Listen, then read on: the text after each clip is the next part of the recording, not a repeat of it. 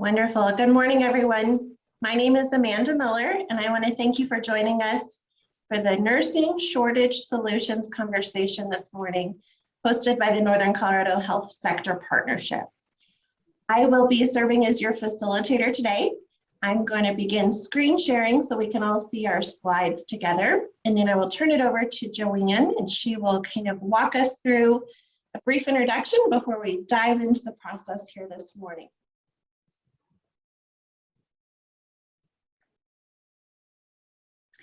So nod if your screen is working and you're able to see the slides. Thank you.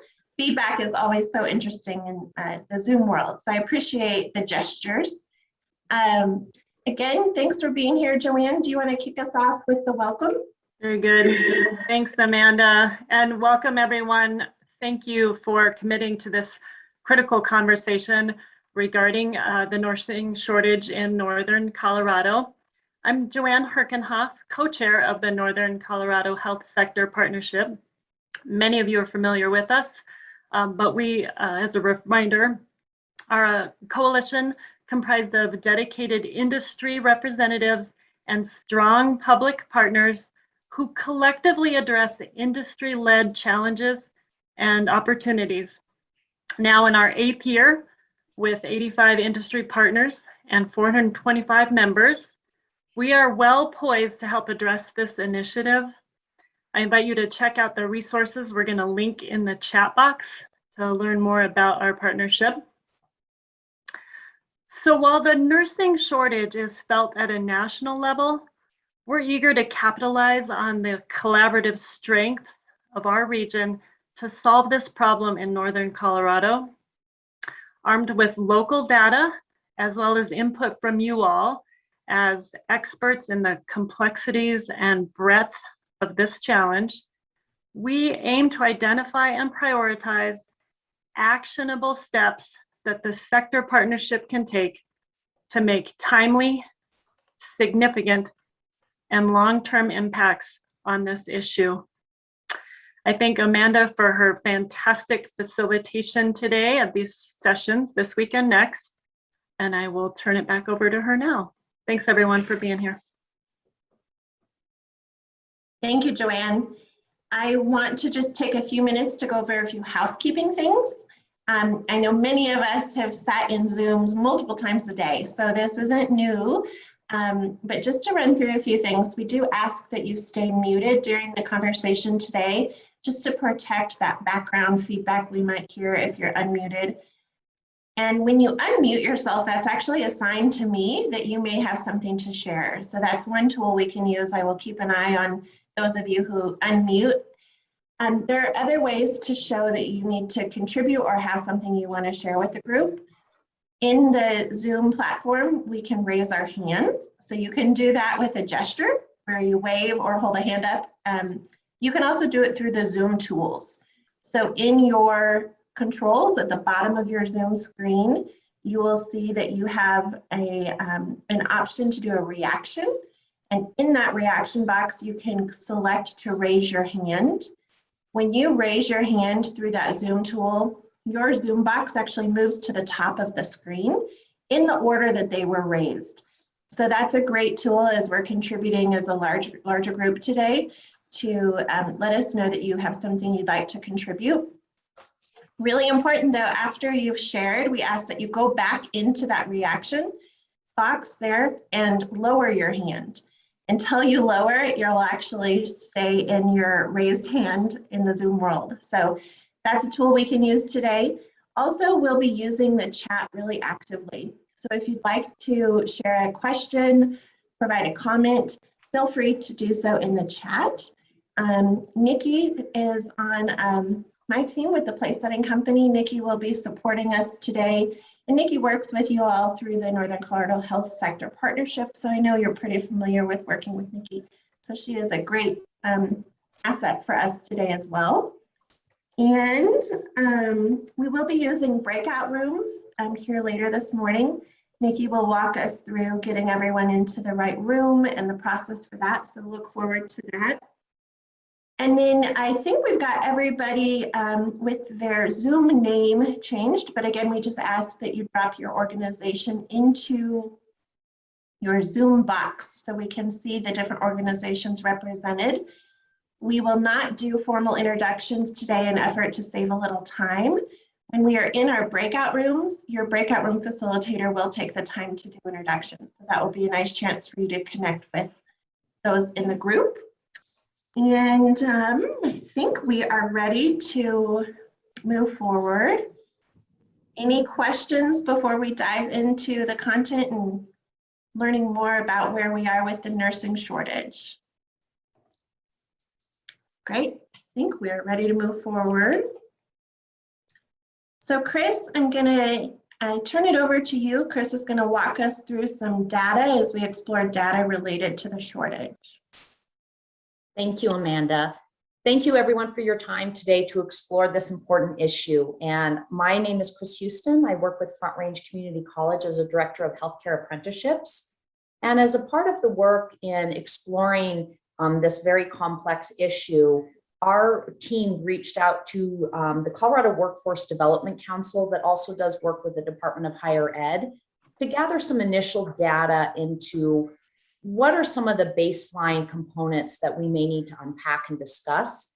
So this presentation was developed by the group at Talent Found, which is part of that Colorado Workforce Development Council. I am the presenter. I did not prepare the data, but questions that we have and want to explore, feel free to type in the chat box, or we will also be doing some breakout rooms and I can gather more clarification on this data as needed. Thanks, Amanda. So just a couple of kind of quick facts, and a lot of you know kind of the feel of this, but when we're utilizing kind of nursing as a encompassing statement, including nursing assistants, registered nurses, LPNs, nurse practitioners. So I know that that is a wide breadth and we can dig deeper into each of these as needed.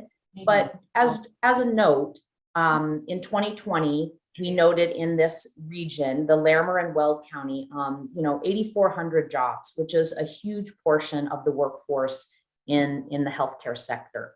We can look at some of the job growth changes that have occurred. We see that huge job growth change from 2015 to 2020. And then a slightly smaller job growth change predicted for these next upcoming years.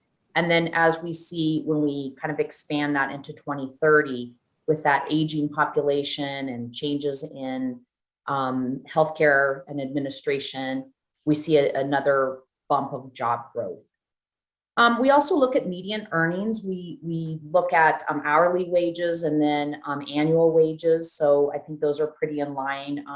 Again, keep in mind, this is an average. So you've got your nursing assistants along with your nurse practitioners. So those are kind of weighted differently.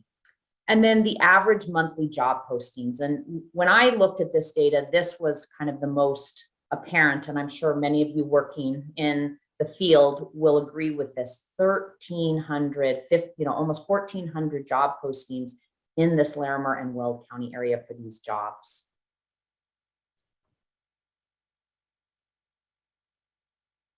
So this kind of unpacks and breaks down the individual occupations when we look at that nursing concept.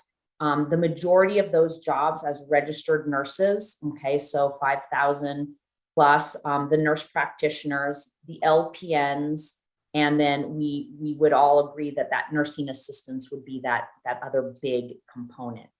What I found interesting in looking at this data is the third column, that 20 to 30% change. And, I'm always questioning, and I'm not the person to answer this, but how they kind of get these numbers. But looking at the 0% change in registered nurses surprised me. And I think this may kind of be that shifting of scope of practice in the nursing care area. And we see a huge increase in nurse practitioners. And I think that's really offset with different providers. but we also see a large increase in that LPN role and the vocational nurses. So I think we're seeing a shift in this area due to some of the changes in scope of practice and the way healthcare is set up, and again, an increase in that use of nursing assistants. We look at the openings and it kind of, mirrors the job numbers.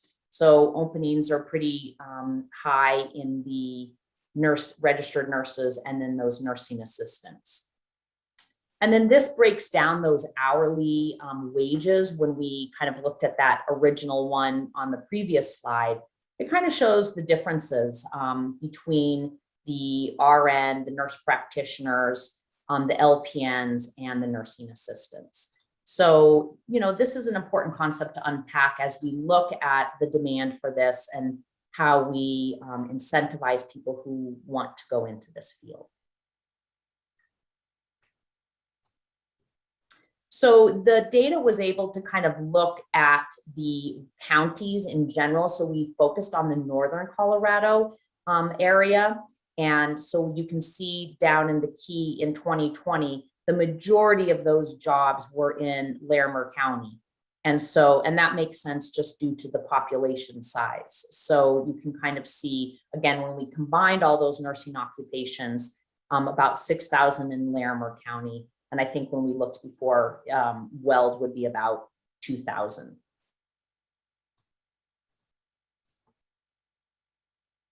So this was an interesting slide for me because it really unpacked where are our nurses working, okay? And really, if someone had asked me before I looked at this, I would have said hospitals first. But I think that we see, due to the aging population and all the types of long-term care and intermediate care that we have, nursing care facilities and skilled nursing facilities represent the largest portion in 2020 of the occupation. And so we look at that at 18% in 2020. And then when you add the hospitals, and I was surprised they kind of put education in with hospitals because those seem very different. And I would assume that hospitals would be the majority of that, 17%. So you have almost, 40%, so a little more than a third of the jobs in those two settings. So when we look at the needs, I think that's something that also emphasizes the need. And then if you put in general medical and surgical hospitals, we get well over 50%. So hospitals, long-term care, skilled nursing facilities represent the greatest proportion of where those occupations are held. Home health, about 8%. I was actually a little bit surprised at that number, a little bit lower. I do think we're going to see a shift in that number in the coming years of a dramatic increase, obviously the aging population. And I think some of the impacts of COVID and some of the concepts that people are looking to maybe do longer periods of time in home. This number, 6.9%, so 7% in physician offices. I looked back at some data from like 2010 when I saw this, and that number was quite a bit higher, around 20-some%. I think this is really that shift in the use of medical assistance in outpatient setting, and the majority of those jobs for nursing in the hospital and the long-term care. Continuing care retirement communities, 6.4%, assisted living. I think we'll also see that bump up. And then other 30%. So that was a pretty big group too that would be interesting to kind of unpack if we want to get further data. And keep in mind, as we review these, if you think of questions, we can dig a little deeper and get more additional data if that would be helpful in our conversation.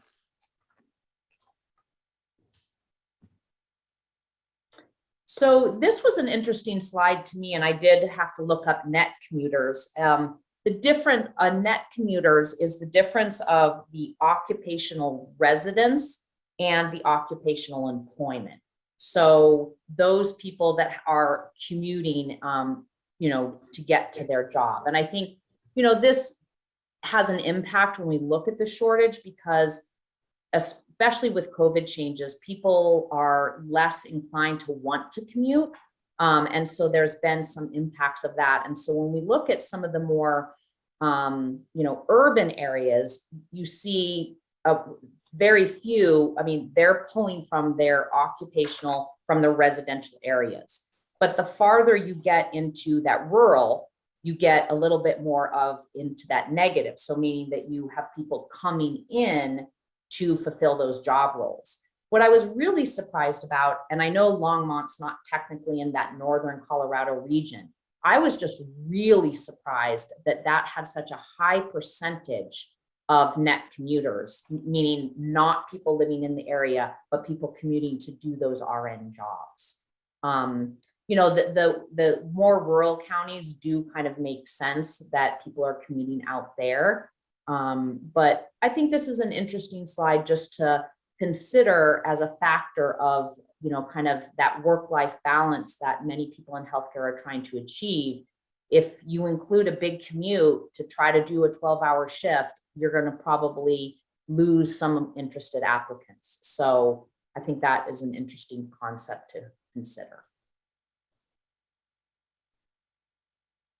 This slide, and I apologize because I didn't realize as I went through this that Front Range Community College is not represented in this completion by institutions. And I'm not sure why. I'd sent an email out, but unfortunately the woman that developed this with the Colorado Workforce Development Council has since left. And so they weren't able to answer my question. So we can kind of add what Front Range would complete in there as well. But in the northern Colorado area, the schools that provide nursing programs to feed the occupational areas include the University of Northern Colorado, Ames Community College, and then Front Range Community College has a nursing program at their Larimer campus.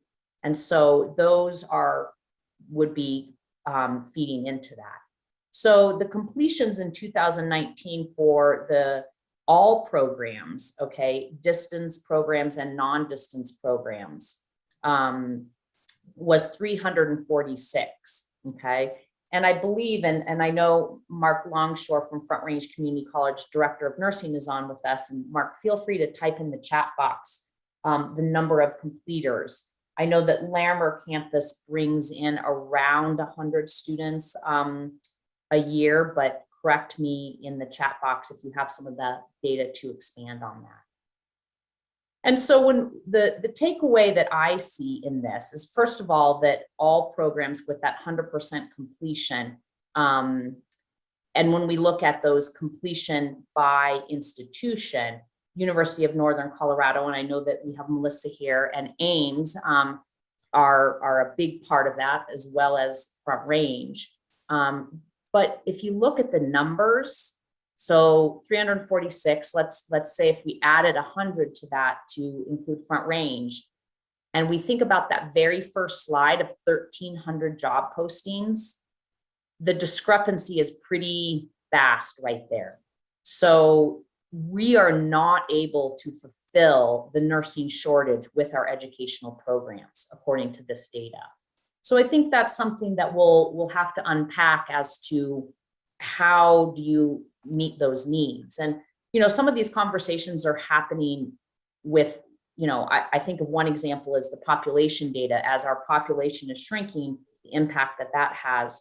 But this also is a huge part of bringing in nursing staffing to fill those jobs. We're not able to fill that pipeline with the current nursing programs.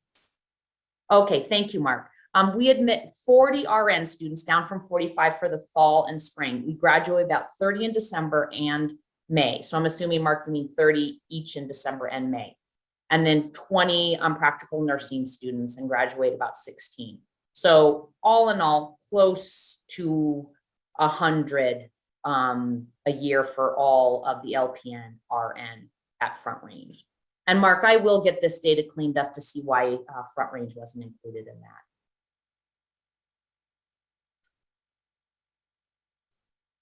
And this just provides a graphic kind of example of the percent change in the nursing programs and the enrollment and completion. The nice thing is that when we look at these changes over the last 10 years, we do see an increase. So the educational system for this data is looking to meet those needs. And I think this is a topic we will unpack more, is that how can we, scale this and look for other resources? Because even with these dramatic increases, we're noticing that we're obviously still having a gap in the number of openings and the number of graduates that are being completed.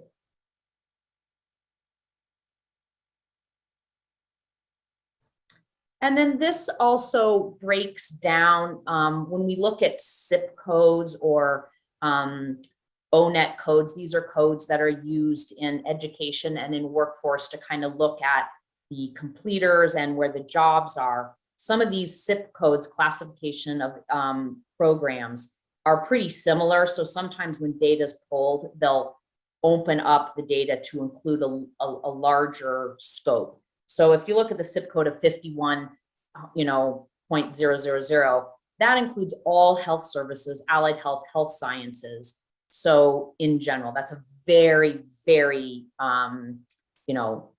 larger number. And the percent completion change up 24% over the last 3 years. So this change was from 2016 to 2019. Not sure why we've captured some of this data. I'll kind of skip those other two, coding and diagnostic or intervention, and even sterile processing technician, not really a component of nursing. But the last two, the SIP code for that registered nurse is listed there with the number of completers. And this doesn't include the front range students, and registered nursing, nursing administration or clinical nursing. You see that there's a dramatic increase in the number of completers. So in the last 3 years, this is kind of demonstrating that these instructional programs are really trying to pivot to meet the needs of this nursing shortage by increasing the number of students and completers.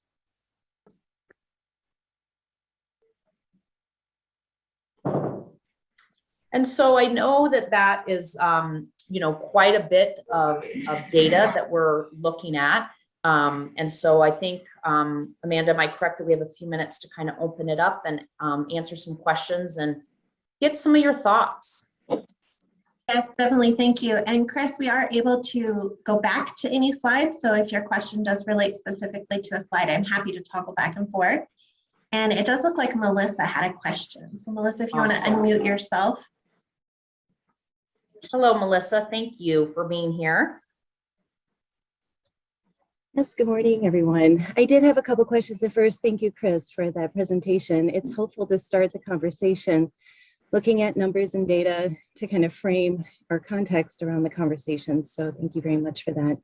I had two comments and question if this is an area we could dig a little deeper in to understand these numbers a bit better.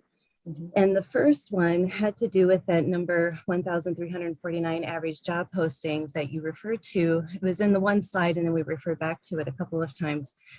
I know when we've looked at numbers similar to this before, there's been question of, what is all counted in that number? Are these just full-time positions? Are these per diem positions? Are they part-time positions? I know that often the travel nursing positions are listed in here. And so it's not always a good, accurate reflection of the number of full-time positions that are available and the true need. But I know our agency or our industry partners are looking to fill in when there are missing, when there is a shortage or a position that's open. So filling it with a per diem person for a period of time, but then that number gets double counted. So I don't know if there's a way to dig into that number a bit deeper. And then the other one that the question that I had is later when we were talking about the programs, we're looking at nursing completion, but it doesn't break it down by degree. And if there's, those numbers could be LPNs, nursing assistants, NPs, and it doesn't give us a good reflection. If we're looking at the shortage for just RNs and wanting to do a deep dive there, or if we're looking at the other ones as well, like nursing assistants and LPNs, then we would need to tease that out a bit better. Because I know for UNC, it had over 300 completions. that may be somewhat misleading. We don't have a nursing assistant program, so that number isn't counted in there. My guess is the 300 plus includes our nurse practitioners and not just RNs. So yeah, a little bit of a deeper dive would be helpful. Yeah, Melissa, thank you. I think those are really valid questions, especially your first one about, to your point, if you list a per diem that you're trying to gap fill while you're waiting for the full-time, is that double counted? That's a great question. I have a feeling it includes it all. That's my gut, but I will definitely, I'm keeping notes here to follow up. And what's nice is that when we meet next week, hopefully I'll have some answers that we can unpack a bit.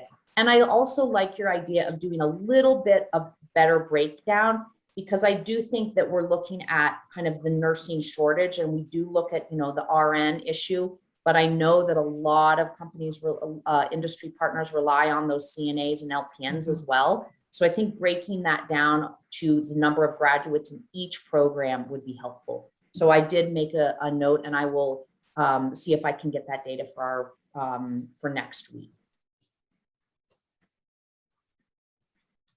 Great, and it looks like we have a question from Lisa. Hi, Lisa, if you want to unmute yourself and ask. Oh, thanks, Amanda, and awesome presentation. So, and I was going to ask a question about data by degree, so thanks for that question. But I have a second question, and that's thinking about, and maybe this is conversation for later, but just having been at a statewide meeting not too terribly long ago, also talking about the nursing shortage. The other issue was capacity for programs to build out the ability to produce more nurses because of shortage in in instructional staff. And so I wondered if that is part of the challenge we're seeing in Northern Colorado, or if that's a separate part of the conversation, or how it ties in with this, I guess. Yeah, Lisa, I think you bring up an incredibly important issue, because I think that's everybody's sometimes first reaction. Well, let's just increase the caps, and we have waiting lists, and let's get more in. Right. But there's multi-factors, and feel free for those of you in education to raise your hand or type in the comment box. But I would say, the State Board of Nursing has a big control over the number of admissions. The instruction, having sufficient instructors to teach those courses. And then, as we all know, the clinicals and the impact that the COVID had on the ratios of instructor to students in the clinicals, and how we're going to proceed with ensuring that we have adequate clinical spots. And it's such a difficult balancing act, because when we see 1,300 postings, a lot of our partners are like, we can't take interns right now. We can't take, do clinicals because we're so short staffed. But then it's part of what feeds that difficulty in filling the clinical requirements for those nursing programs. So yeah, I think capacity of what the programs can offer is a really important point for us to unpack a little bit more.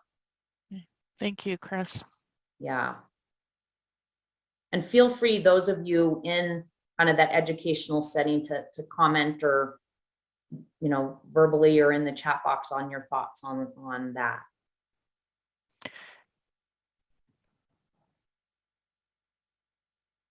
Any additional questions that we want to ask Chris, or reflect back on any of the slides from the presentation? Happy to go back to any if we want to revisit them. And I will be reaching out to the agency that developed this for us to dig a little deeper. So if you think of other questions during this presentation, please type them in the chat box. We'll grab that, but also feel free to email me as I send an additional request to kind of break this data down a little bit more specific.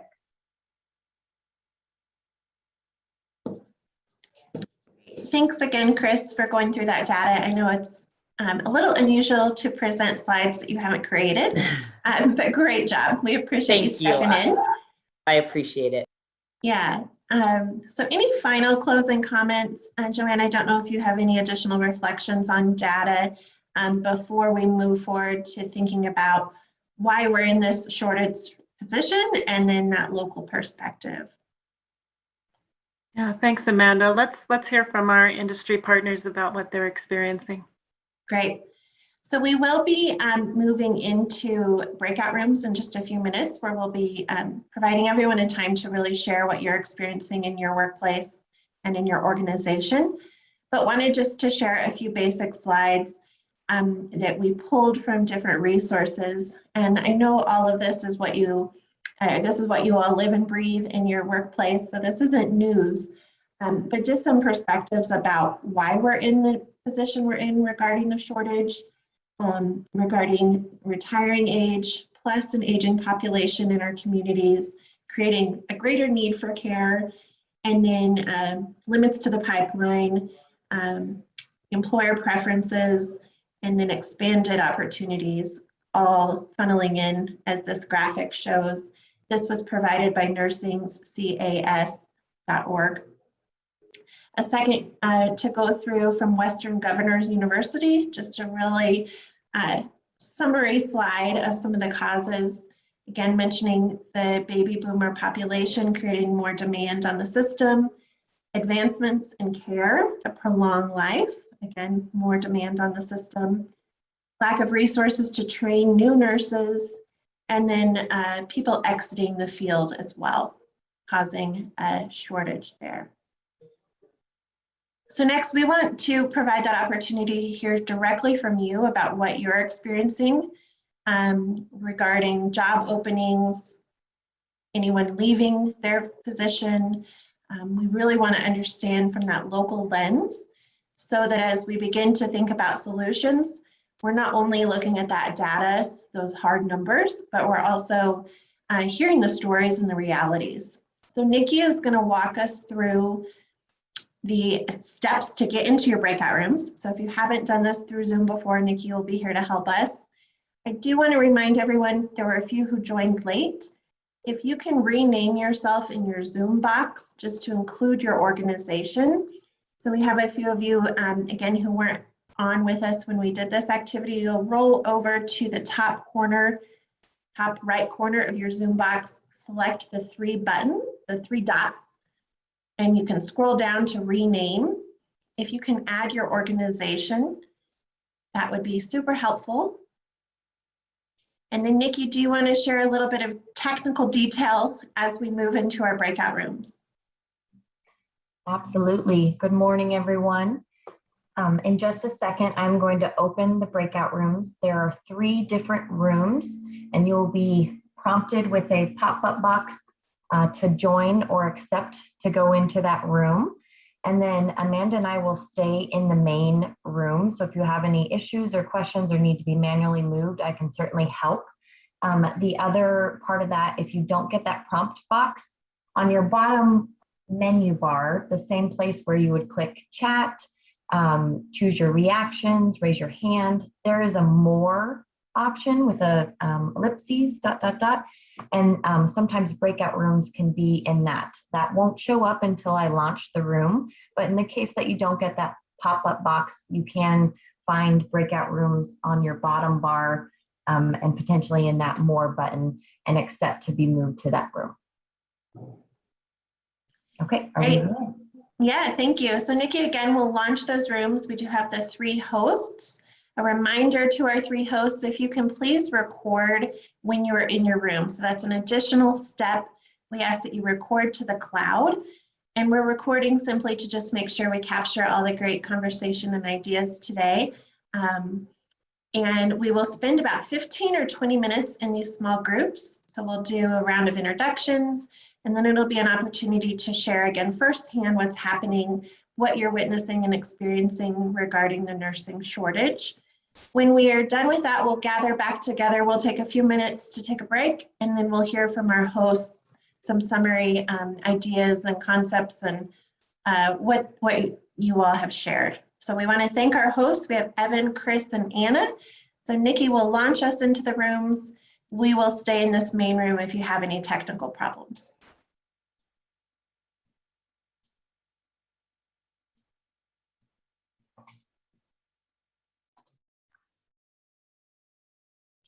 Well, good morning, everyone. Thanks for joining us this morning and coming to our breakout room, where I hope that we can get more detailed information from all your different perspectives of where you see the nursing shortage and challenges, opportunities that you see. So let's just go around really quick. Just, say your name, your organization, and your position. That would be great. I'll start with Andy. I'm Andy Scarpello. I'm a registered nurse, clinical recruiter with Columbine Health Systems.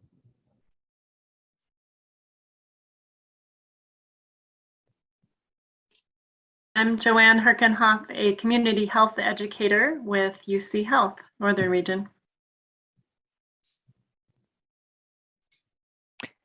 I'm Lisa Youngblade. I'm the Dean of the College of Health and Human Sciences at CSU. I'm Julie Brower. I'm the Director of Nursing at Northeastern Junior College. I'm Bill Stout with UCHealth. I work in our internal training department, and that helps prepare and orient new nurses. I'm Katrina Einhelligen. I'm the Director of Nursing at Ames Community College. Wonderful, thank you. I think we got everybody. So yeah, we don't have a lot of time, but maybe if we could focus on maybe the top 1 to 3 challenges from your different perspectives that you see with the RN shortage, whether it's the source of the issue, the impact of the issue. Why don't we start there? So Lisa, do you want to start from your perspective with education? Sure, absolutely. And I'll say in all, transparency, CSU is not really active in the nursing space right now. We hire them for different, aspects of the outreach we do at our health and medical center, in, College of Veterinary Medicine and a number of different places on campus. But we also have a bunch of students who are interested, and they tell us every year they wish that CSU had a nursing program. So we know we have students who want to enter this field, and part of what we're trying to figure out is how we can help these students do so, and what does that look like, and what can we leverage collaboratively with other institutions who are doing this to help address the shortage. So we're well aware of it. I'll say the other part that is, and we're well aware of a shortage of opportunities for students who want to enter the field. But the third point I'll say is, we're a land grant university, and what that means for us is we really see ourselves as serving the state. And one of the biggest issues we just hear repeatedly is rural areas. So, Northern Colorado's on our radar too, but other even more remote places are asking, what's CSU going to do to help us? So, and we partner with UCHealth, with Columbine. We hear from our partners all the time about the shortage, and again, what can CSU do to help? So we don't know yet. I'm trying to help us figure out what is the best way to, and I'll say our approach is to be really collaborative in this space. We know there are great programs out there, and CSU's interest is not stepping on toes or doing that, but what can we do to add value?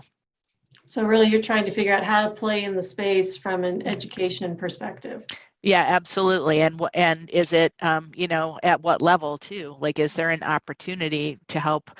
I don't know, even in, sort of the higher degrees, that there are pathways that you could then, do some sort of bachelor's in nursing to master's with as a 4+1 if we worked with, let's say, for example, Front Range. Like, would there be a way to help support something like that? Or are we in a full-on nursing program? I don't know yet, but this is what we're exploring. And also, the last part I will say is we're part of a system. CSU Pueblo also has a really robust nursing program. A lot of their programs online, and if we can leverage resources there, that might be helpful to everybody. That's another great resource that we bring, even though they're located in Pueblo remotely. They're located here too. So, great, thank you. Mm-hmm. And Katrina, you're next on my screen. So do you mind sharing some thoughts regarding your perspective from Ames?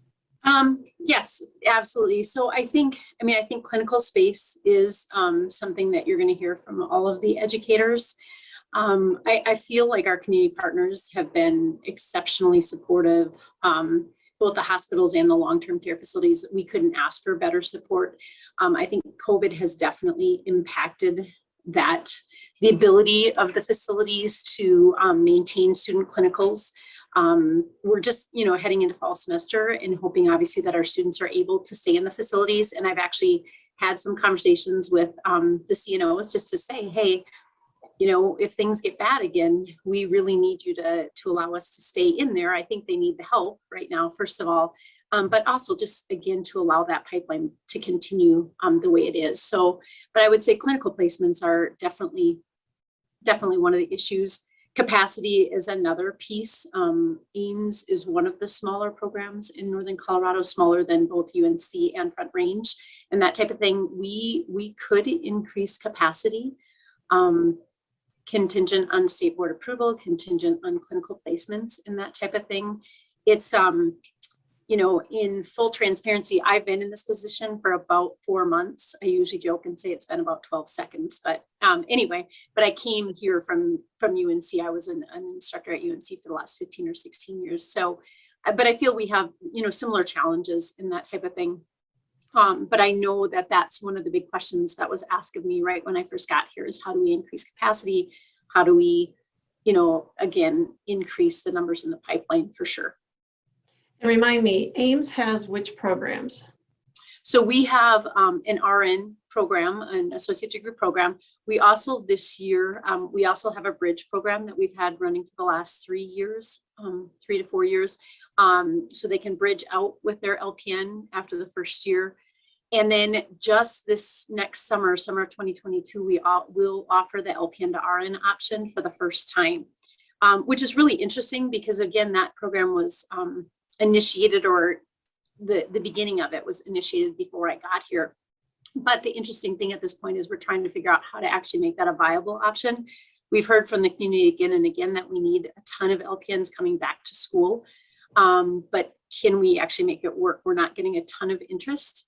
And those that are interested actually aren't qualified because their LPN certificates are so old. So it's just an interesting thing, something that we're, working to navigate right now so that we can actually increase the number of LPNs moving into the RN position. Great. Okay. All right. Angie, your perspective from long-term care. You're muted. Oh, I apologize. It kind of cut out for a second. Oh, yeah, just your perspective. The challenges that we are facing in long-term care, a lot of our nurses are trying to move out. They're exhausted. It's, this year and a half of COVID has been just tiresome for everybody, but especially in the nursing field. We're seeing a lot of moving away from the field. So that baby boomer aging out, early retirements, people ready to just make a change in their career. So trying to be a recruiter for the clinical positions right now is very difficult. I'm working closely with Indeed and some other national help to get more staff here into Northern Colorado. And what they're seeing nationally is just a decrease overall for not only registered nurses, but also LPNs, CNAs. And by decrease, I mean decrease in the number of applicants that are out there actually looking for a position. So definitely not just a Northern Colorado issue that we're seeing, it's nationwide, obviously. But in long-term care, like I said, a lot of our nurses, if they're not just tired of nursing overall, they're moving to hospitals. I know hospitals, and I'm sure Bill, you can talk about this too. I know hospitals, a lot of their nurses are leaving for travel agencies. So we're just seeing a lot of movement. And right now it really seems like it is, it's the nursing it's the nursing applicant that's able to demand what they want out of the position. And so that's definitely a shift that we hadn't seen before. Normally you go into nursing and you are full-time, there's overnight shifts, there's weekend shifts. And what I'm hearing from nurses right now, I want full-time, but I only want to work 24 hours a week. And I don't want weekends, and I don't want holidays, and I don't want overnight. I only want 9 to 5.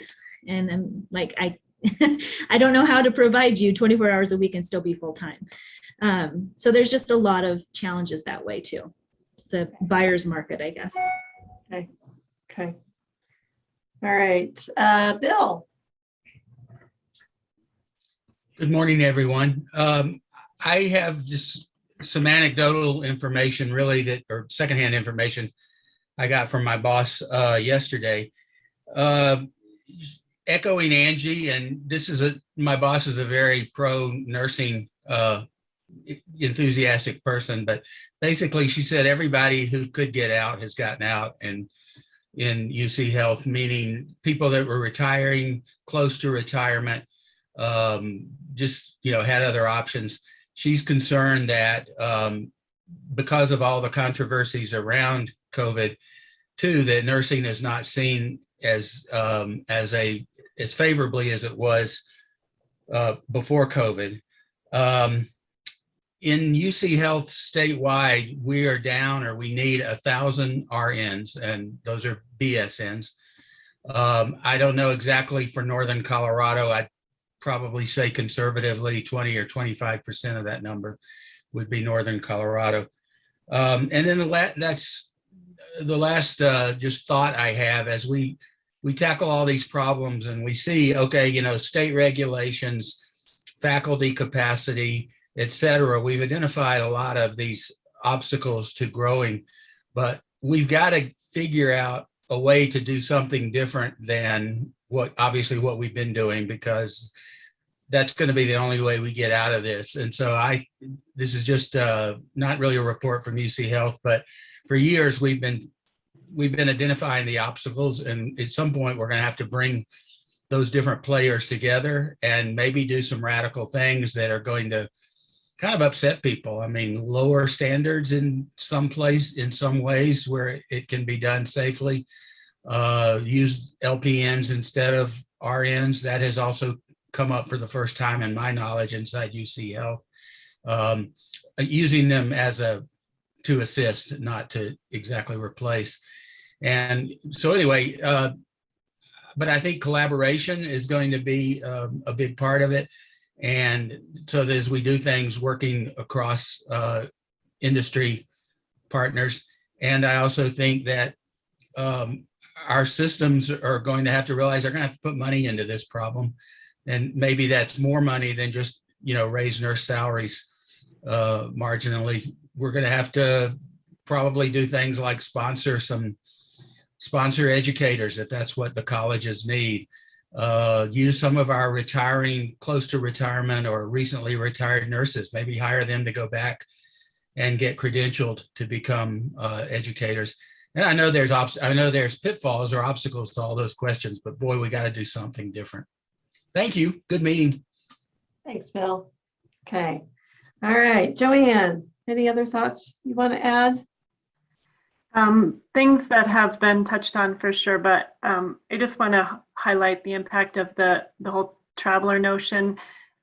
We have had departures because the system we've created, particularly with COVID, is that these nurses can make a lot of money, like 4 times the amount that they would make in our, in a regular schedule in the hospital. So that will probably end. I mean, we've seen travelers for, gosh, how many decades now? But COVID has certainly exacerbated that. So short-term problem, but a big problem. And then Bill alluded to this in terms of rethinking things. What I'm hearing is that we're going to have to get really flexible in our partnership with our workforce. They're demanding, as Angie pointed out, just a different way of doing business. They want to go to the soccer games for their kids instead of work that 12-hour shift. So I think we're going to have to get creative with our flexibility and how we respond to that work-life balance that we've seen compromised. Okay. Julie. Good morning. I would agree with what everyone has said. I think that from my perspective, Katrina talked a little bit about the issues with clinicals. From the northeastern part of the state, our clinical facilities are very rural, so we aren't able to put a lot of students in one facility at a time. So that creates also a need for more qualified faculty to supervise clinical. So that is definitely one issue that, that we have. It's expensive to do that, but if you can only have, 4 students in a clinical rotation at a very small facility, then you need a lot more clinical instructors to supervise them. And in our area, MSNs are difficult to come by, and their pay might not be as much as if they were working, taking care of patients. So that's definitely a barrier. And then the other thing that I find interesting and definitely I think needs to be looked at closer is in our small program, we graduate about 24 students every year. We have a couple of students every year that go through a associate degree nursing program and then don't enter practice. And so that's, to me, very interesting and sad. And how can we assist those students to get into the profession? So that's always, kind of a concern when you see that happen. So I agree with you all that, yeah, the barriers are real, and we have to start working at how are we going to address them and how are we going to work together. So Julie, tell me a little bit more about the handful or so of graduates that don't go into the field, even though they've graduated. Do you have feedback about why? Very big various reasons. They got done with school, so they want to start a family, or they're now going to move somewhere else. And so, I mean, there's just, honestly, I don't see a specific pattern. Okay. But I think out of a 24, having 2 or 3 students in every class that don't enter the profession, at least within the first year of graduation, is something that is somewhat worrisome. Okay. So it looks like we have about 5 minutes. Let's talk a little bit more about people who are, what the demand that now, because nurses are in such a demand, that they are wanting to do that whole work-life balance. They want just 24 hours a week. Are you all hearing that on the education side, as far as those coming in and feeling that they can do that, and that's partly why they're coming into the profession now? Or is it more they have that feeling, the traditional feeling, I want to be in nursing because I want to help people, I want to, Well, I think I can speak to that. I don't know if Julie would agree with me, but when we're teaching students, I think we are absolutely teaching from the more traditional model, where the idea that we definitely preach the idea that the minute they come into practice, they are not going to be doing what Andy's saying, working that 9 to 5, Monday through Friday. We very much emphasize the fact that, sometimes you do have to do your time, and you have to work some night shifts, a lot of weekends, holidays, and that type of thing. So I think, though, what happens is they get into clinicals and they start talking to nurses that are in practice, and the nurses are saying, well, that's actually not, that's kind of old school thinking. That's not necessarily the way that it is. And so I think they're getting a little bit different perspective. And I would love to say that we are not training students to be entitled, but I think, unfortunately, that there's a little bit of entitlement that comes with them into school. So that's kind of an unfortunate reality, I would say. Julie, I don't know if you'd agree with that or not, but. I definitely see, being in nursing education for a while, that the students that we get,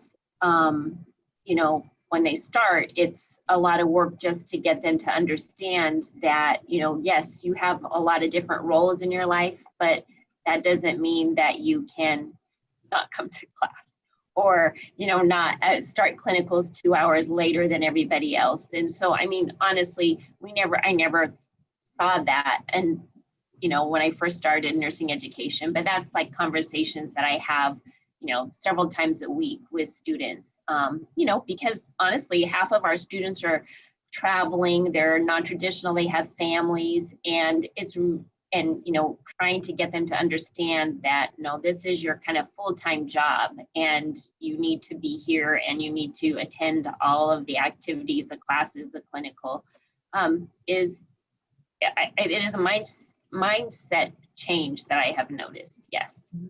Okay. And I just would echo, I think we see this across the board with students. I think it's a different generation right now.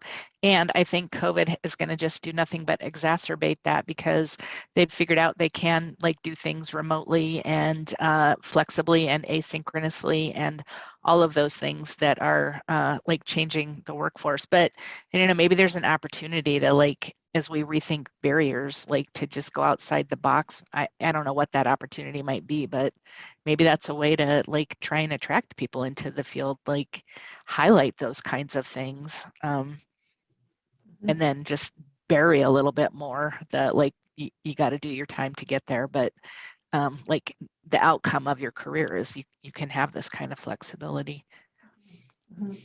So from an employer perspective, how do you guys comment about what they're seeing with students coming in and the generation, I think. And I think that's true. I mean, not being in nursing, but being in, social services, I see students come through too that, yeah, they want to do things the way they're going to do them.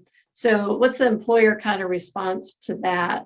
As far as, is there flexibility? Is there ways of restructuring how shifts are or duties are to be able to accommodate that work-life balance? Is that possible? Anybody? I'll jump in. I was on a committee for several years that called an employee advisory group, where rank and file employees listen to concerns and comments from other rank and file employees and discuss them with management. And anyway, I'll be quick. What came up over and over again was requests for on-site daycare or some sort of coordinated daycare. I know there are a lot of reasons why that's hard, and our hospitals aren't doing it yet.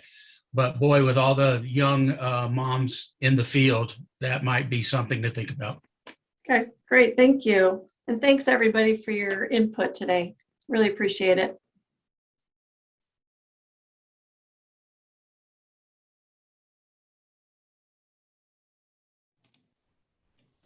Good morning, everyone. Hi. I'm Evan Hyatt. I'm the Director of Marketing and Communications for Care Synergy, and I've been a member of the Health Sector Partnership since its beginning in different roles. And currently, I'm the co-chair of the Workforce Committee. And so that's my connection and role today. And so I'm seeing a lot of familiar faces, but why don't we go ahead and go around and introduce ourselves so that everybody knows who we are. And I'll kind of just go maybe by who I see on my screen. Amber, would you like to go first? Yes, I'm Amber Griffin from Thompson River Pediatrics. Great, thank you. And Heather, can you introduce yourself? Ooh, Heather, I think you might still be on mute.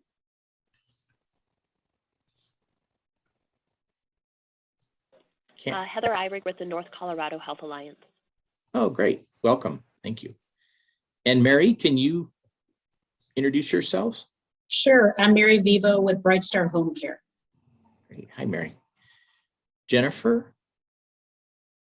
Hi, I'm Jennifer Higgins with UCHealth. Welcome. Well, you're the next one I see. Me? Yep. Oh, sorry, Angela Richard. Sorry. I'm with Banner Health. I also am on the convener team for the Health Sector Partnership. Wonderful. And Joyce, I think you're the last one in our group. She may be stepped away. Joyce, are you there? Oh, okay. We'll catch Joyce when she comes back. So thank you all very much for taking the time today to be part of this. I think our goal in these breakout rooms was to talk about what you're experiencing at your organization specifically, What we're going to be looking for on these is commonalities, common themes. You know, it's a great time to share your woes, I guess, and we'll see which ones align. I don't know, we can start with anybody. Does somebody want to start and just talk about what you're experiencing in terms of RN hiring itself and the roles that you have? Anybody want to jump in there? Or? I can start. Okay, thanks, Mary. Or Mary. Amber, I'm sorry. Yeah, go ahead. So we have 2 RNs, and then mostly we have a shortage of MAs. We basically, as a private practice, our goal is to have 1 RN per pediatrician, and then, sorry, I'm choking, and then 1 MA per nurse practitioner. So, and then to have some floats.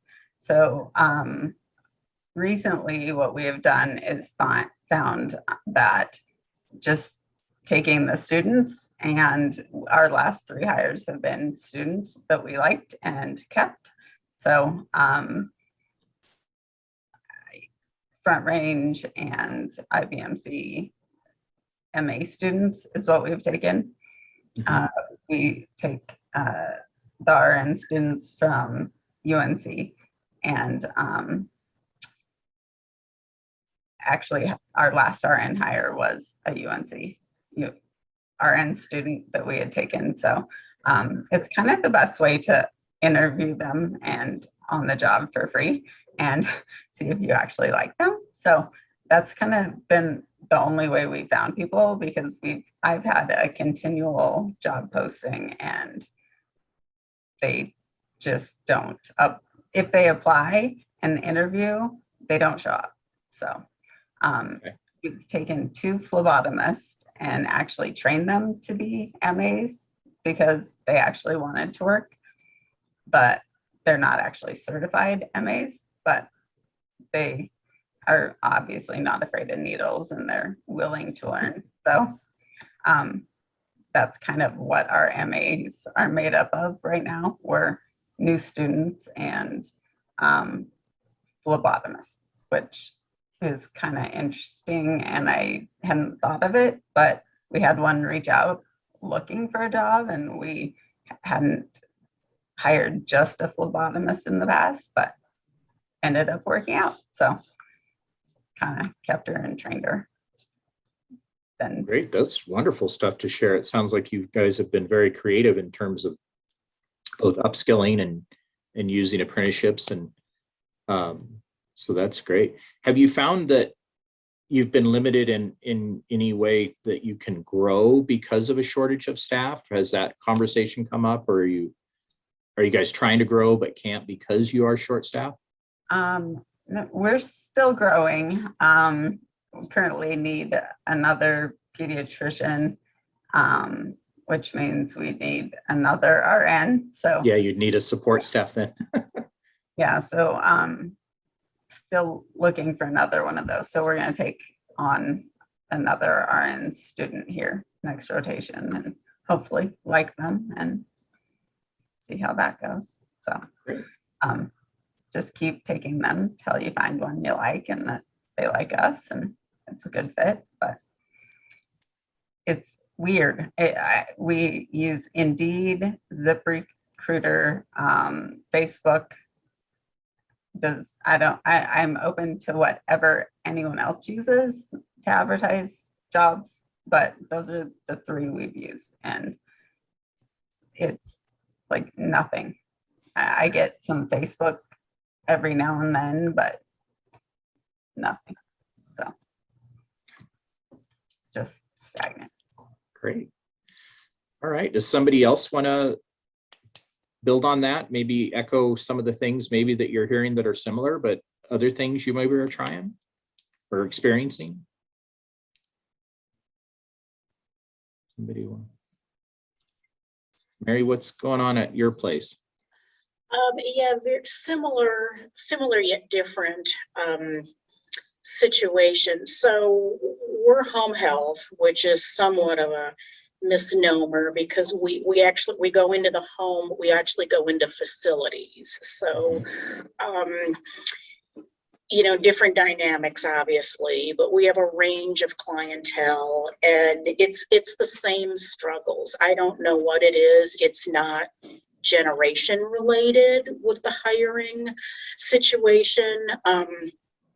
We get ghosted a lot. Like, you know, you have a great interview, you have a great in-person interview, you're ready to go through the onboarding process. Even people that do like all the documents, the drug screening, everything, and then they just vanish. And I don't know if that's because there's so many opportunities out there that they're kind of, you know, playing, you know, a couple of us and then may the best person win kind of deal. But it's kind of fascinating and frustrating at the same time, because your question, Evan, about growth. Yeah, we would love to grow. We're trying to, we're in strategic planning and trying to implement some new programs for next year. And I mean, it really just comes down to a staffing issue. So the majority of our RNs are, you know, if I can say it, getting up there in age. And so they're although they're working, they, you know, a lot of them don't want to put in the hours. They want to be a little bit more particular about their schedules. They don't, you know, have the energy that somebody younger might have. And, you know, they do a fabulous job. So I'm not trying to put down anybody that's, you know, above 50.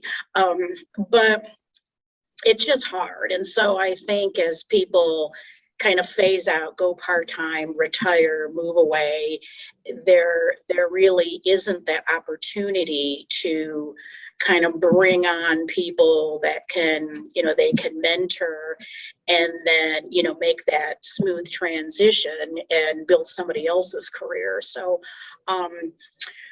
we have a combination of RNs and LPNs, and that's really where we'd like to continue to grow. We've done the Indeed, the Facebook, you know, the usual social media ways. You know, it just depends on the given day. Some work, some don't. I would love to build a relationship with UNC and we're looking at more creative ways and in some of the nursing programs that are out there. We're going to be launching a mentoring program and a scholarship program. And Joanne and I have talked about, you know, when I was at the health sector presentation, what was it, last week or the week before, really just got a quick snapshot of what's going on. So kudos to you guys, because I think it's awesome.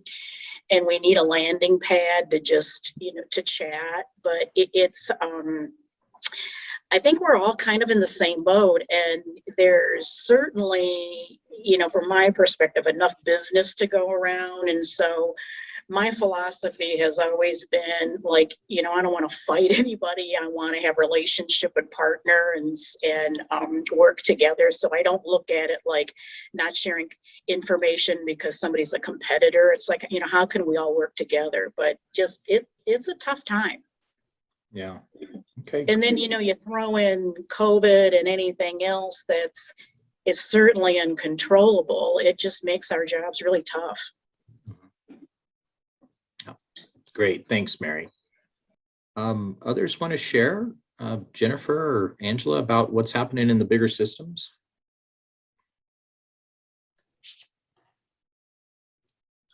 Sure, I'll go ahead. I think that it's probably a similar story across the board. I think we're finding, especially in the nursing profession, that people don't necessarily want to be a nurse in a hospital anymore. Those specialties that used to be highly desirable of ED or ICU are now the ones people are particularly traumatized from and burnt out from. So we're losing a lot of really great nurses with years of expertise in those specialties. And this is happening at the same time that we're seeing patients who are sicker than volumes of patients who are very sick in numbers we haven't seen before. So it's that perfect storm that creates a crisis across the board. We don't necessarily have any magic solutions to it. We, like all of our organizations around us, are looking for ways to be more enticing with competitive pay or benefits, or really everything is on the table in terms of ways to meet the needs of prospective nursing employees. So it's kind of a dire situation for all of us at this point. We are facing this during a time when our baby boomers are now becoming our older adults and needing healthcare more than we have in the past, and we have an upcoming workforce that's not really in the numbers to meet that need. So we're really trying to be creative and trying to stick together and keep everyone healthy and happy and moving forward. Yeah, that's great. Thanks for sharing. And you know, I don't know that anybody expects us to come up with solutions, especially in this first meeting. I think when we get to our second meeting, we hope to be able to at least start pointing to some things that we all might work together on. So expressing what's going on, I think, is the most helpful. So that's great. Thanks. Angela, did you want to? Yeah, I mean, I know that we're in the same situation that Jen is in at UCH. You know, we can't minimize at all the impact that COVID has had on the exodus of folks' early retirements. You know, I think some of those folks might have hung in there for a few more years, but they're so exhausted with COVID that they are leaving early. The impact that COVID has had on our use of traveler nurses, which has caused an enormous churn in our field. So that's, you know, not about the workforce pipeline necessarily. It's about our sort of retention efforts. But there was a great special on Marketplace on NPR the other day about how the whole traveler thing is kind of fed in on itself because of the high demand for travelers. And a lot of our nurses are leaving to go travel. I'm hoping that once COVID is said and done, we might get some of them back. But we will have to see how that plays out. In terms of pipeline, the same situation that everybody else has mentioned. You know, we advertise, we post, we try to have our competitive salaries and benefits and scholarship opportunities and all those sorts of things. And we just are not getting the number of applicants that we have in the past had the opportunity to have. So the numbers speak for themselves, I think, in terms of the pipeline. One of the things we are doing to look at is looking at, you know, different staffing models, looking at what are, you know, scope of practice. We have reintroduced the LPN role that we have not had for a number of years here at Banner. So that's something new that we are trying to expand that. We are looking at scope for, you know, for instance, paramedics, you know, can they be used in the hospital? So we're looking at trying to look at things creatively in terms, and I saw that in the numbers that were presented earlier today too, to, you know, what is it we can possibly do to take care of our patients? It is dire. Oh, yeah. Heather, would you like to share what's going on in your world? Ooh. Heather, I think it's on mute again. It's the whole phone and computer mute thing. I know. I'm challenged. So That's yes, being a little bit different now. I had previously been at NCMC and I can speak to that vantage point. Angela, you did it eloquently, but it is crazy to watch and have my friends report what they're going through. But now for our organization, community health-based, We have roughly 2 openings currently for an LPN RN role, but we're also looking to expand that community RN LPN as you look at the same demographics with the aging population and more people needing that home health, community care management, Medicare, Medicaid populations. We're wanting to expand clinically, but just don't have the manpower to do so. So likewise, we have our positions posted on Indeed. We have them posted on our website. We're running into the same things that folks just don't show up for interviews. I think they're applying to just a wide variety of interviews. You know, in my day, I've been a nurse for a really long time. I applied for one position because I wanted that position. Now I think folks apply for 20 different positions. They don't even know maybe what one's calling them for an interview, and you know, they show up or they don't show up. So I think that's changed tremendously. Yeah. And are you guys seeing the need for community health grow significantly? You probably have unmet need, don't you? Yeah, right. Like I said, currently we have 2 openings, but I think we're trying to expand to a team of 13. We have 4 currently. So looking for that expansion, it's going to be far greater. But we're not even really trying to even dabble in that because we can't fill our current openings. Can't meet it, yeah. Yep. Okay. All right, thank you. Joyce, were you able to join us? All right, maybe she's in 2 different rooms at the same time. But I do have one other comment. I think that unemployment has had a huge part in this, and the unemployment bump, and they can make more on unemployment. So the ones that waste our time and interview and accept the job just have to prove that they tried. And once they show that, then they can stay on their unemployment. So if the state would take away the unemployment that they expand, I think they expanded till December, then we would have more luck with the at least the MA, CNA, like lower levels. So it doesn't really help the RN population, but the kind of LPN to MA level, I think that has a huge play in that part.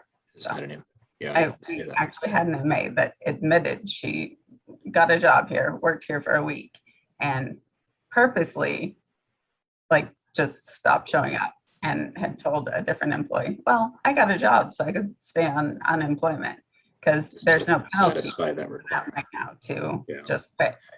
I'm hoping, because I think those expanded benefits anyway ended this last weekend. Federally they did, but Colorado expanded it till through December. Yeah, okay. Well, and maybe in the time we have left, I can share. So at my role, who I support 4 hospice and palliative care organizations up and down the Front Range: Pathways, the Denver Hospice, Pikes Peak, and Colorado VNA, which is a combination of home health and hospice. And I will tell you, you know, I'm not involved in it on a day-to-day basis, but I support them. A lot of the same things that you guys are saying, I guess you'd put us with those statistics we showed more into that home health category. And we've had a lot of nurses leave the field, unfortunately, for a variety of reasons. Burnout is certainly something that we experience as well, but also looking at other opportunities or just trying something completely different.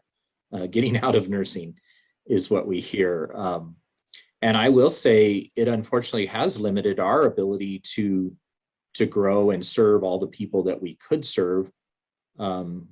Because, you know, in our world, like you guys probably have, I'm sure there are certain case levels that we like to have our nurses stay within, or they're not, taking care of themselves, but also not as effective as they can be in caring for people. So we've had to limit our intake and limit the number of people we serve, which is, of course, just counterproductive for what you want to do at end of life care.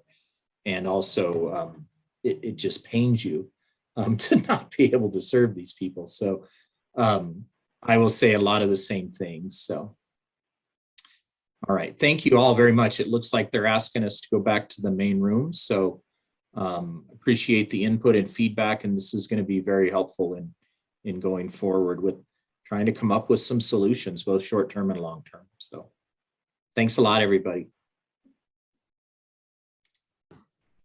Cut off mid-sentence. Yes, I'm sorry, Mark. And I'm sorry, Melissa. We had great conversation, but we didn't get enough time. So Amanda, I apologize to Mark and Melissa for not, if you have any input for our breakout room that you want to put in the chat, please do. I apologize we didn't get more time. Well, it looks like you all made it back to this main room. Nikki has started recording again here in the main Zoom. Thank you for sharing. We know you had great conversation as small groups. We're going to take a few minutes just to hear some themes, observations, summaries from our 3-room hosts. So we have Chris, Evan, and Anna. I'm not sure if one of you wants to volunteer to share first, but thank you for leading your group and sharing some summary thoughts with the full group. I'm happy to start. Oh, go ahead, Chris. Okay. Thank you to our group.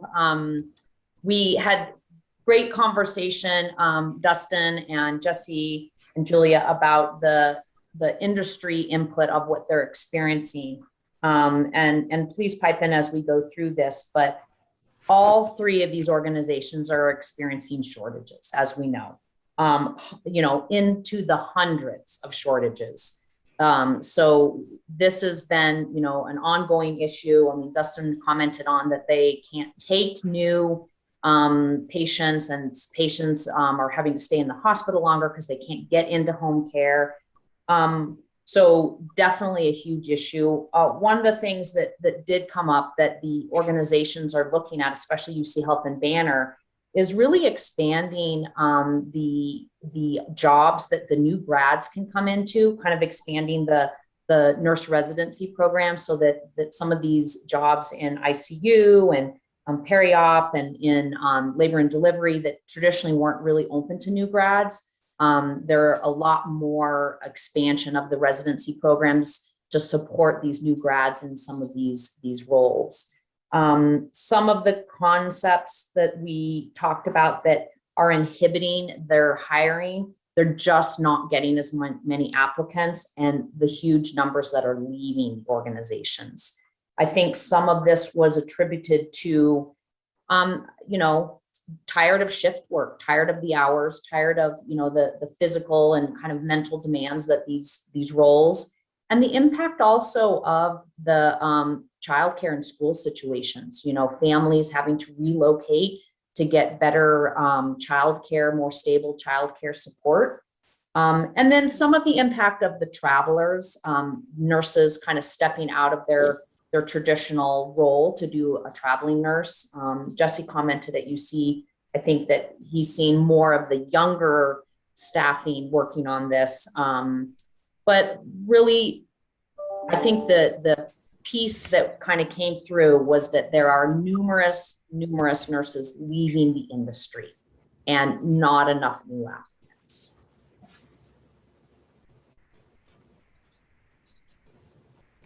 Great, thank you, Chris, for that summary. Anna, do you want to share some comments from your breakout group? Yeah, sure, absolutely. So we had both industry and education. And as far as from the education perspective, the big issues were capacity. And not only those limited by the number of positions within organizations and industry to be able to meet that need, but also now the limit with COVID. That happened initially with everything got shut down, and then how to meet that clinical need. And then now that we're going into the fall and with this variant, coming about, and who knows what's going to happen, that uncertainty and what's going to happen with clinicals is still there. So that really affects clinical space, but also not only the number of spaces for clinical, but also the impact of the state board on the pipeline and how many students they can have in programs. CSU, Lisa with CSU was in on our group, and talking about how they have students that want to be nurses, but they don't have a program. So how do they get them in the pipeline? Are they able to come into the education space, and how to do that? How can they partner? How can they collaborate with other education institutions? And because they're a land grant, they're focused on rural as well. So how to meet that need. And then with Julie, who is in the rural area, they have a unique challenge of they need instructors that have the right credentials to be able to support the students in their clinicals, and actually need more instructors because of that. So, and then looking at from the industry perspective, seeing, as we talked about initially with the slide presentation, of people moving away, whether they are older and they want to do early retirement, or they are exhausted and burnout from COVID, so they're moving away from nursing, or moving to the hospital, like with long-term care, moving to the hospital setting instead of staying in long-term care. The one thing that we ended our conversation about was that nurses now, because of the workforce situation, and I think also the new generation coming in, is them wanting to create that work-life balance more and demanding more from whether it's the shifts that they're working or the number of hours in the week that they're working. So the impact of that, and we talked a little bit about, how do we accommodate that? And one thing, and we didn't get a full conversation around that, but one thing was thrown out was maybe on-site daycare and talking about that. So, but again, we didn't get a full conversation around that, that opportunity. Great, thank you for the great summary, Anna, and for leading your room. Evan, if you can share some comments from your breakout group. Sure. First of all, a great variety of industry partners. So thank you, Nikki. You did a great job of putting our group together. And why I say that, I think it was, I found it fascinating to hear from the different perspectives. Some very common themes, especially around RNs, but I think also hearing other positions, which we, may need to tag onto this, and also some creative solutions. And I think what was a great thing that I heard was industry partners willing to share and talk about, maybe as this, develops, talking about best practices and how we can all solve these things together. And I think that was great to hear, if everybody realizes they have a common issue, maybe we can all work together to solve it. So I heard that. And then also heard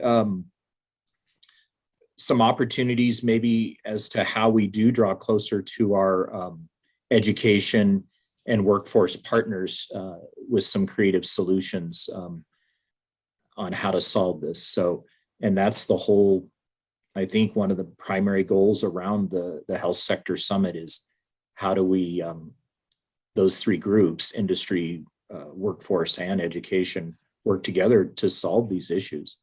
And so that were some of the highlights of our group. Great, thank you. A really good segue as we begin to move into the solutions part of this conversation. We felt it was really important to set the groundwork, understanding the data, and then hearing from those local perspective of what you're all experiencing in your workplace. We will then move into conversation as a large group about potential solutions.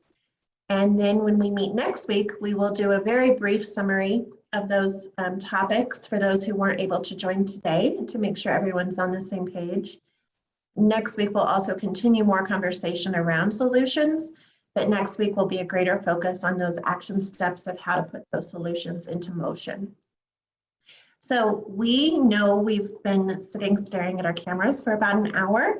We want to be respectful of your wellness. We're going to take a quick break. I will screen share our timer so we can all keep track of where we are. We're going to take 7 minutes. Stretch your legs, check your email, grab a drink, whatever you need for your wellness. And then we will connect back where we will start the conversation as we shift towards solutions.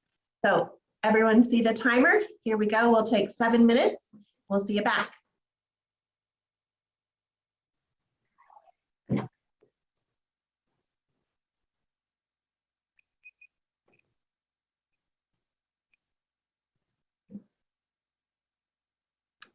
That is kind of a loud timer. I'm not sure if y'all could hear that. Okay, I must not be sharing sound, so that's good. So welcome back. Thank you. I hope that break was a good moment to stretch and check email, and then we can together refocus. So we'll wait for a few more to join us.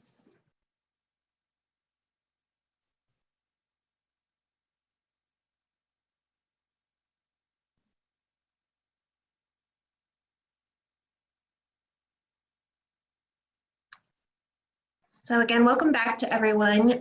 Thank you again for taking the time this morning to review the data that Chris went over with us. We are now moving into our time together. We'll have about 40 minutes to focus on solutions. So this is the important part of the conversation.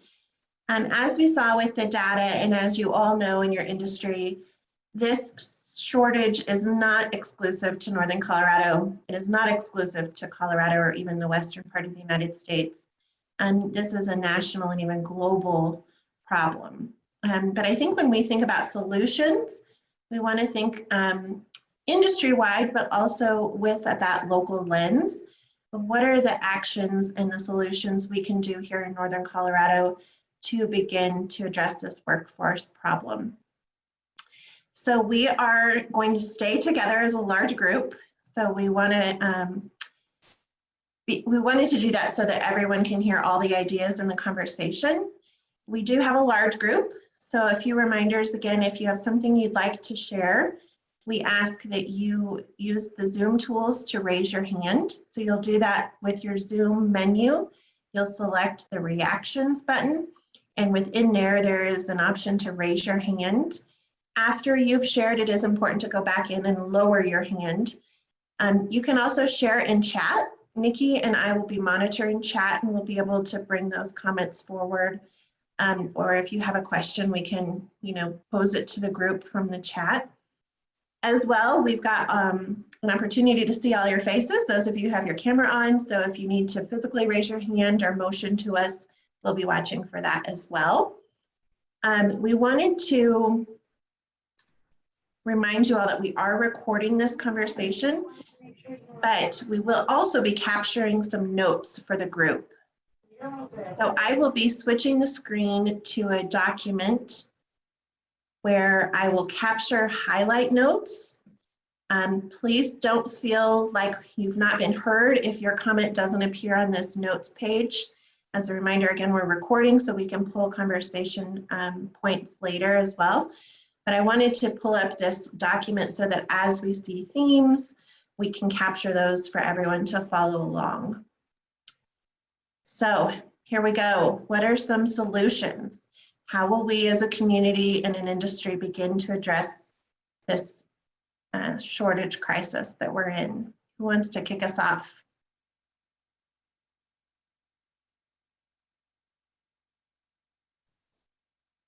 I'll throw something out there. This is Justin with Tender Care.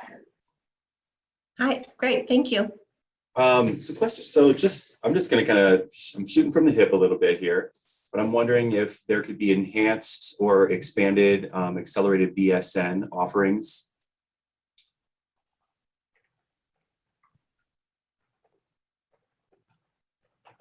Great.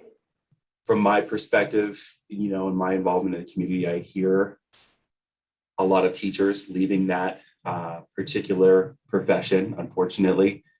I'm wondering if there isn't a way to capture some of those, that are already educated and they already have a passion for caring. They've got that, caring gene in them, and steer them into an accelerated BSN program. Great. Thanks for sharing. You're welcome to keep going. Yeah. The other thing that I wanted to throw out there is, we see this big gap that there's clearly more need than there are resources. There's more vacancies than the local colleges are able to graduate. At what point does this become a quote public emergency, right? Is there enough data? I know that would be really tough to really dig up, but is there enough data to say that there are XYZ negative outcomes or XYZ 30, 60, 90-day readmissions, and then maybe take this up the ladder to the governor and allow maybe LPNs to have an expanded scope to kind of bridge this gap, or allow the quote non BSN students to function in a higher capacity.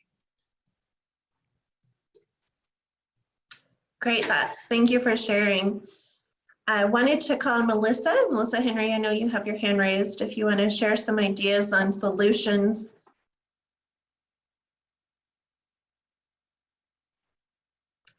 And Melissa, if you can unmute yourself. Thank you. Yeah. All right. So I just wanted to say thank you. It like we've been discussing, this is such a complex and multifaceted issue. I don't know that we pulled out into great discussion some of the issues that the education partners are facing. We've talked about a few in clinical. The clinical rotations came up as one, and we already have such strong relationships with our clinical partners. And so this isn't really a solution that is new or novel, but I think formalizing those partnerships a little bit more, working together to strategize other ways that we could expand our clinical rotation offerings, working with our partners to expand the number of clinical faculty that we have. One of the things that is new for us after COVID, or since COVID has happened, is finding enough clinical instructors with the appropriate background to teach those rotations. We didn't have as many issues before COVID as we're facing now. So really just sitting down and coming up with some strategies to share faculty to formalize and secure those clinical rotations, as came up in one of the conversations. I appreciate the comment from Dustin about accelerated BSN offerings. We already have an accelerated BSN program. I'm not saying we couldn't do more and the other schools could do more. We could have more offerings in this space. And that's definitely something for us to consider. I'll stop there. I'll keep thinking. Great. Thanks, Melissa. Again, this is just an opportunity to dump lots of ideas. So appreciate just kind of the open brainstorming. Lisa, you've got your hand raised if you want to unmute yourself and share.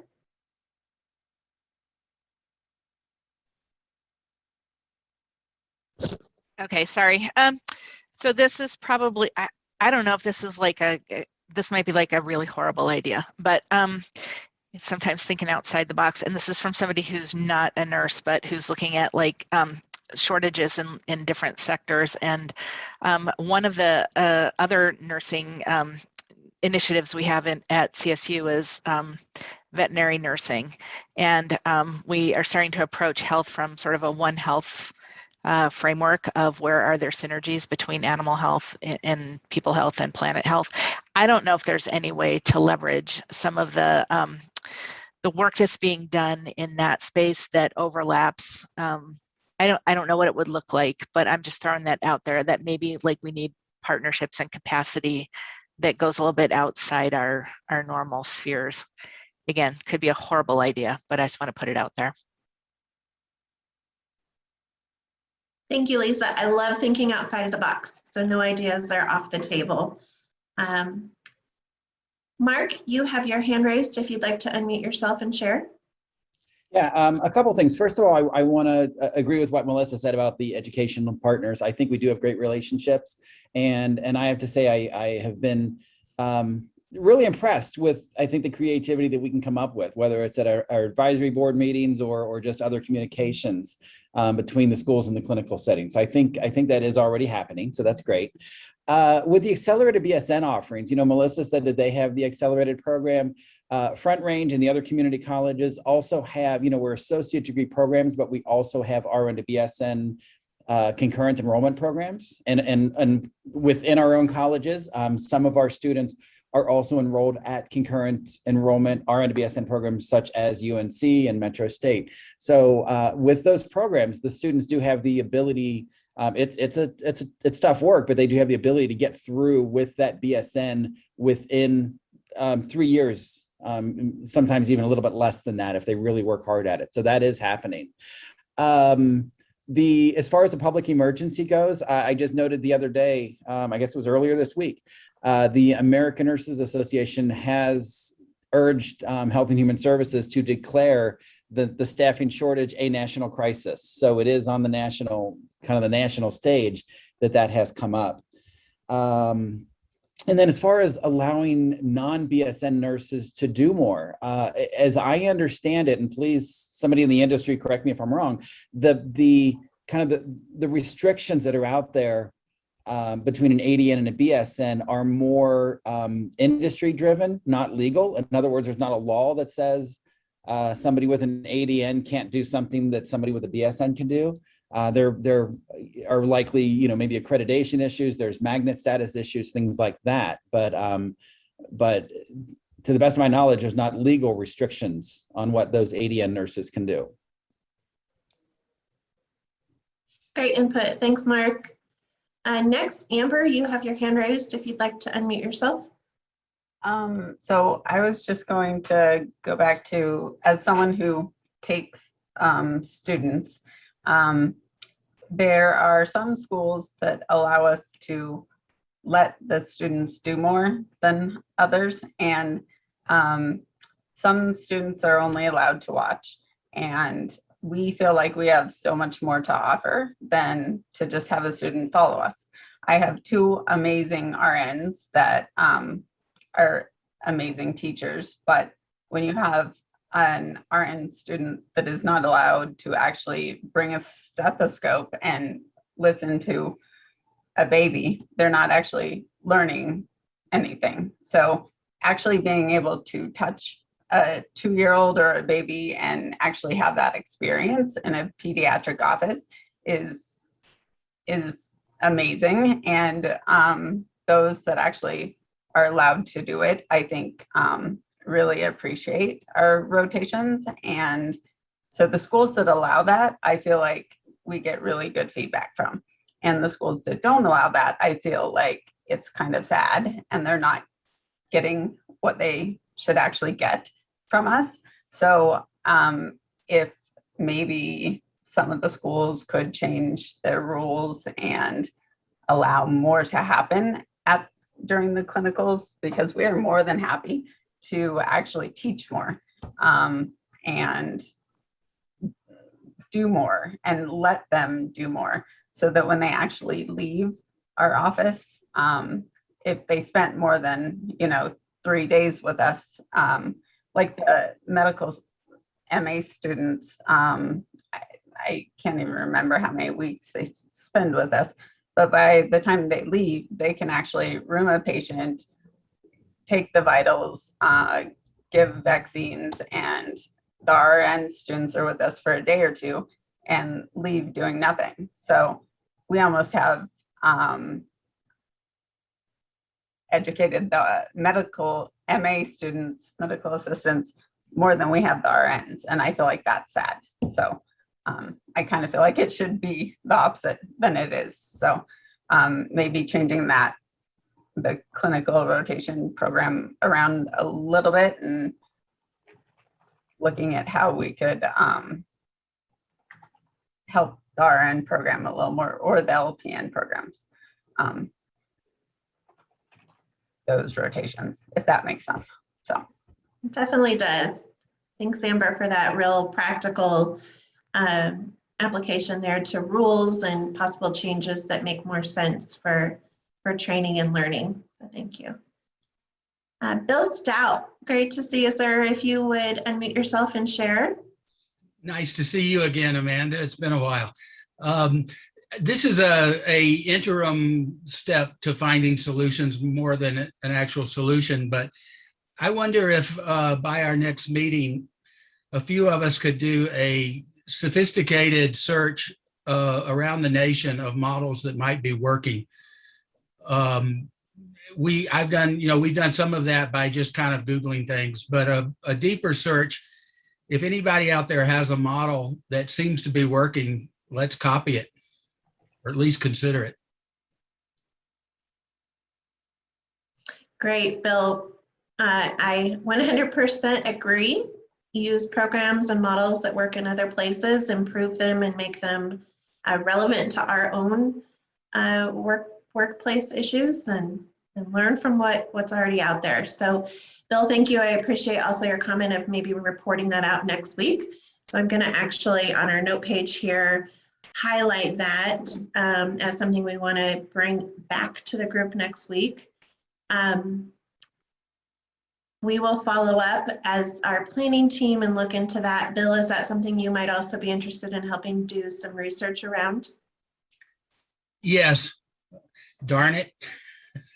That'll teach me to suggest things. We will follow up with you and promise not to put too much on your plate. But if you have ideas or programs you've seen, definitely share those with us, and then we can look at pulling together a few others to share next week. I think that's a great idea.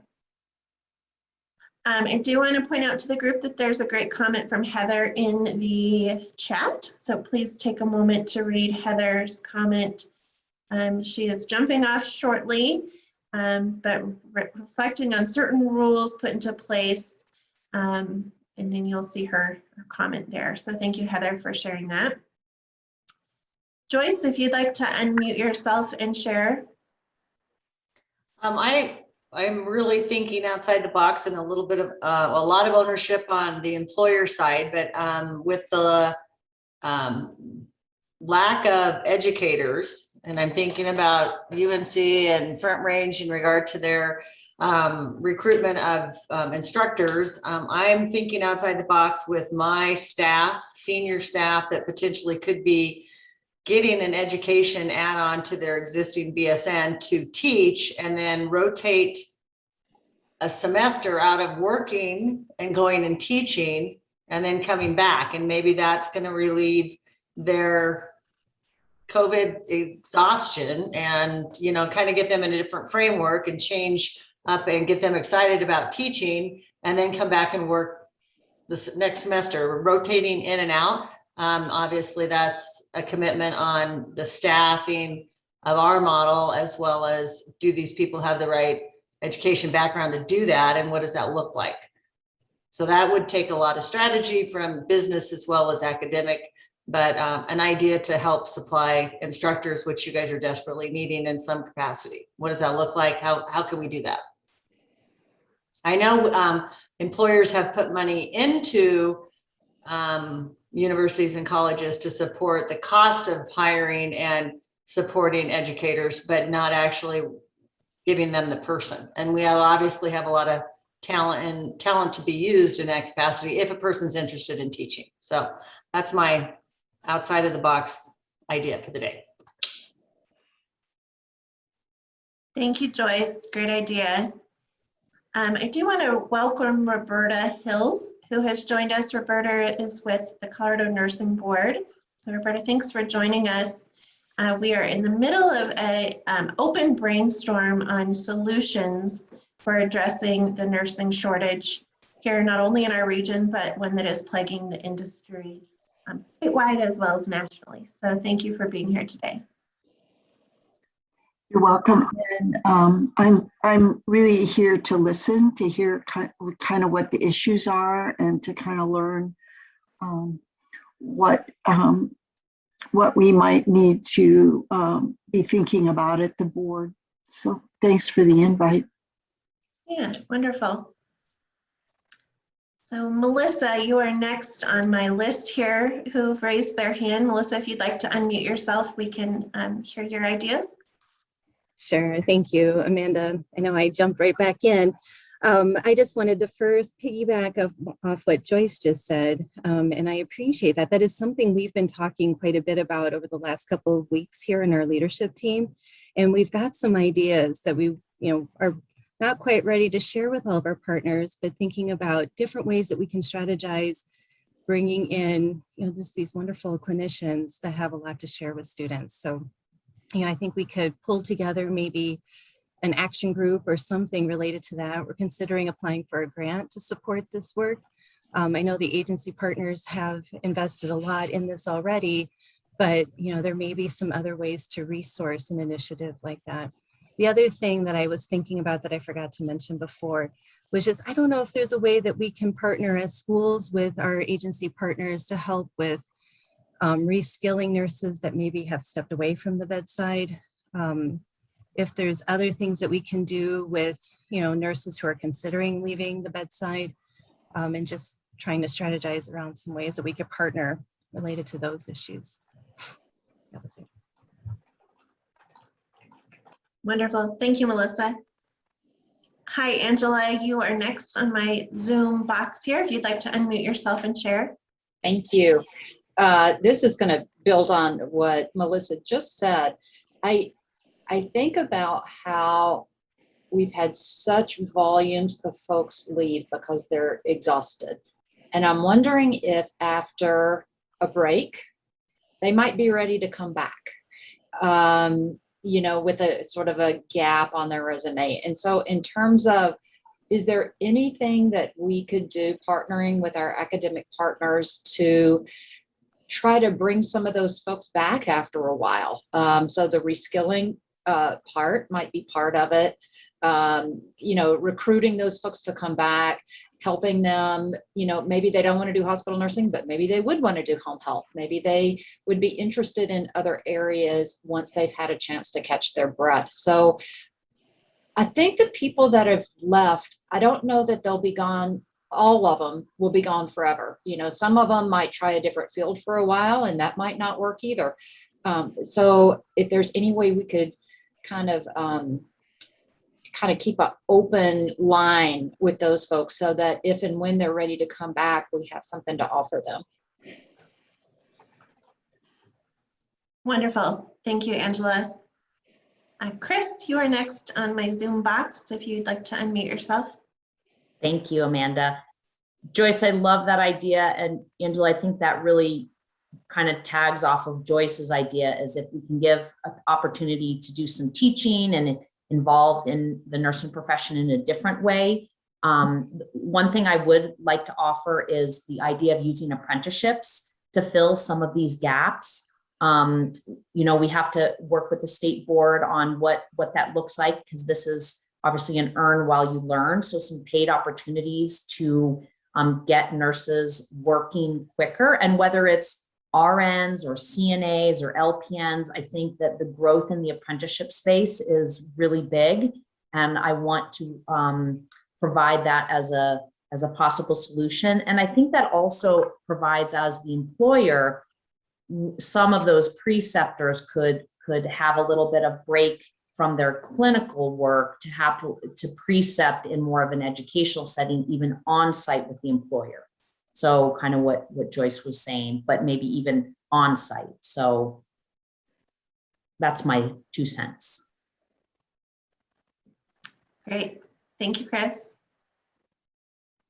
So we've talked a little bit about within the education system ideas. We've talked about being a public emergency and how do we elevate this. It sounds like nationally the stage is set for it to be recognized as a crisis there. Any other thoughts as we're looking at within the education pipeline or training pipeline? Any other ideas we want to share?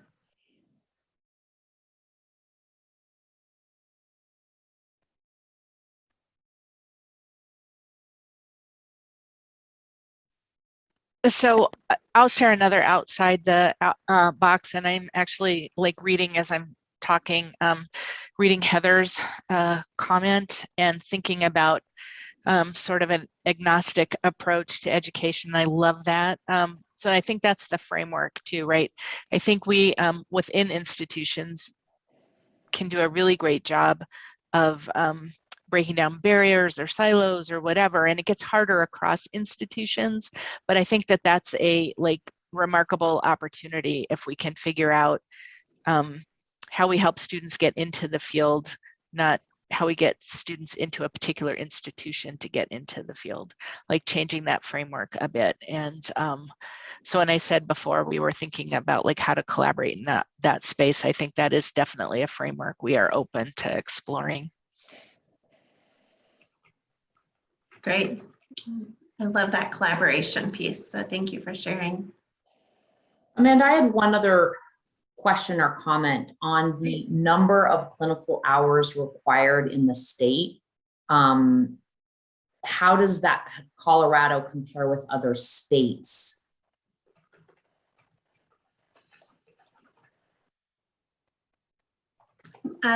Great question, Chris. I think I'm going to add that here to our list of things maybe we can report on next week, is a quick data checkpoint maybe as we look at clinical hours required in Colorado as compared to other states. Does that sound like a reasonable data pull for next week? And is that something you want to raise your hand to help with, or we can have a small team working on that as well? Yeah, I'm happy to do that. I may reach out to some of the nursing educators. They might have a better breadth of it than me just Googling it. Great. So thanks again. Don't mean to always, if you have an idea, to make you in charge of the idea, but if you're willing to spend a little time researching, that's greatly appreciated. But I think a great point to bring back to the group next week is just that comparison of those clinical hour requirements, how they compare in other states. This is Joyce. I was excited and I got my reactions mixed up, but I also wanted to be able to see if we could capture, if somebody had a BSN degree, what academic crossover credits and everything that would be needed to get to that educator role. And Mark and Melissa, those are things that would be interesting to hear from you for next week. So we could say, hey, it's only going to take you 2 semesters to get that education background to go and jump into this potential rotation thing. So the more details we can get on paper quickly, then we can understand what out of staff, how many do I have that might jump on that rotation if we were to offer that framework. Thanks. Great point. Joyce, for bringing that back next week, again, I think that's the question more geared towards directly to our education partners. Yep. If we were to bring skilled, accredited nurses into the education setting, what would be needed for them to move into that role? Any of our education partners want to kind of volunteer to think about what that would look like and what kind of additional training coursework requirements would be needed? Melissa, not to call you out, but is that something your team has looked at and thought through about what on the education side pieces would be needed to move somebody into that role? I would be happy to help with that and with the breakdown of hours, so I can help Chris. I have access to some databases that you may not know about when we can pull those hours out. Great.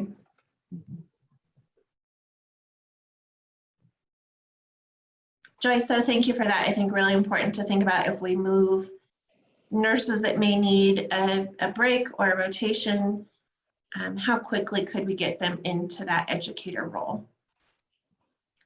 Anna, you have your hand raised if you'd like to unmute.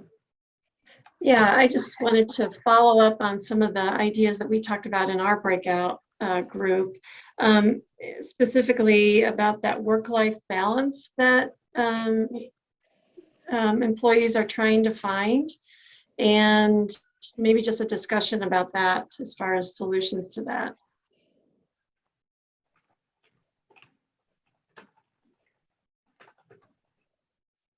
Good, and I think that's not only for this segment of our workforce, but a new reality as we're looking across the board at workforce issues across different industries.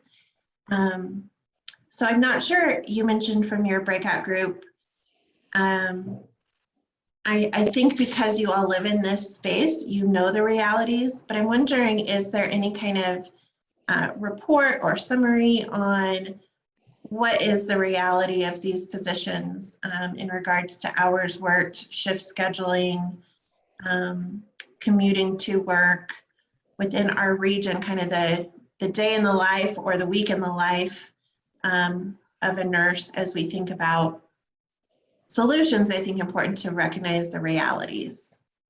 Do any of you have either anecdotal or real place storytelling from your team that might be worth sharing with the full group? I recently read an article regarding work hours for nurses and how 12-hour shifts are actually detrimental, not only to work-life balance, but also the risk for making medication errors or all of those types of patient outcomes. So I had made a suggestion here locally about offering other options besides a 12-hour shift. I know that personally, I would be much more likely to return to the bedside if I had an 8-hour shift option, or even 4 or 6 or whatever that might look like. So that's something I think we need to recognize, particularly as our population of nurses perhaps is aging, or we have a population of nurses who are really looking for that work-life balance. Great, thank you for sharing, Jennifer. If you have access or can find, or if it's convenient to pull up that article, that would be something that would be great to share with the partnership. If you can email that back to Nikki, we can then make that available to the group. So thanks for bringing that up. If I can just piggyback onto that too, I was a military nurse years and years ago, and the military actually had a model that I don't believe they ascribe to anymore, but they actually used to have a shift sharing model. So in the hospital I worked in, military nurses could share shifts. So we had nurses that did, if it was a 12-hour shift, one of the nurses could do 8 and 4, and they worked on them collaboratively. And that's actually how they staffed multiple units when I was at Evans Army Community Hospital. So I'm not sure if I can find an article about that, but anecdotally it worked, and it was the model that they had when I was active duty. Thank you for sharing, Katrina. Thank you for your service. Chris, you have your hand raised. Couple comments. I was thinking about exit interviews. One of the things that we're looking at in this pipeline issue is the exodus, like how many are leaving. Is there any data, or can the health systems do they do exit interviews, and is there any summarization to really look at the data around what are those points of why people are leaving? That was one thought. One of the other thoughts is that when I look at that workforce, the data that I presented, I was thinking it would be interesting to break out the ages of the nursing workforce right now, because if we are seeing a mass exodus, what is the aging of those nurses who are currently working? And then the last piece, and I'm happy to look into this, but does anyone know of grant funding out there? I think that we might be able to look at some of these solutions in a better manner if we had some funding to, if the employers were going to help with some of the teaching, offer the employers some grant funding. So if anybody has ideas around grant funding, I'll start to look at some of those resources, but send me anything that you might hear of. Thank you. Thank you, Chris. And I did, just in my simple research, I had seen some national data reflecting some projections of the age of the current workforce, and some alarming numbers about how quickly many of them, I'm remembering upwards of 30% within the next 10 years. But I will look further at that overall data I have found, and then maybe within our partnership, connecting to some of the HR partners. They may have a good pulse on our local workforce.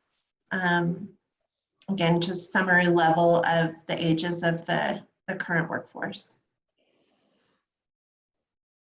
Joanne, you have your hand raised. Yeah, jumping back to our conversation about work-life balance, I recently participated in a Next Gen brainstorm. Next Gen is the national organization for the sector partnership model. They are diving into this initiative as well. We do have a place at that table. But one of the solutions that came up in that conversation was similar to what Katrina was saying about shared shifts. And this, it was a state other than Colorado, but they had the nurse manager create a base schedule for the month, and then any gaps that came up with that, they put back to the staff, and the staff on that unit provided input in terms of covering for each other. I recognize there's probably some challenges with continuity of care, but in terms of flexibility and some ownership for the staff, you know, to solve the problem, I thought that was a pretty creative solution. Thank you, Joanne. And that may fit into when we think about these national models that may be working. So if you're able to capture anything through Next Gen regarding that model, that might be helpful to bring next week as well. I know chat has been active. I've been off of this for 1 second. So Joyce had a few comments. Center for Nursing Excellence may have some data related to the models of work-life balance. Thank you for that. And then Larimer County Economic and Workforce Center will have stats for the healthcare industry. So thank you for posting that. A few comments here. Tender Care Pediatric. Do you want to share your comments, or do you want me to summarize what you've dropped into the chat?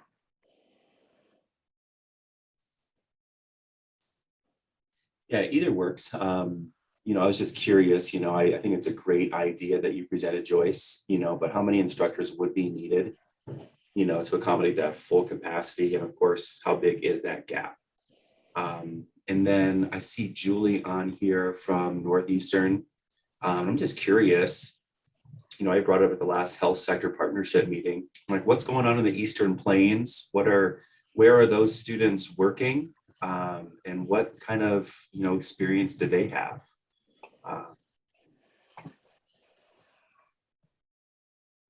Great, thanks Dustin for sharing. Any comments back to address that? Sure, I think that this is Julie, that Northeastern and part of the state is really observing the same kind of nursing shortage. I would say probably in rural areas it's even more pronounced. So yeah, these discussions on solutions I think are innovative and very much needed in rural. And I also believe that our practice partners are, you know, willing to engage in thinking outside the box. Great, thank you, Julie, for commenting there. We are just about 5 minutes or so from wrapping up today. I'm so appreciative of your willingness to share ideas, think outside of the box, and really be solution oriented. I think we captured some good notes. Want to just offer any final thoughts from the brainstorm session, if you have any that you'd like to share. I want to offer a few more minutes for that.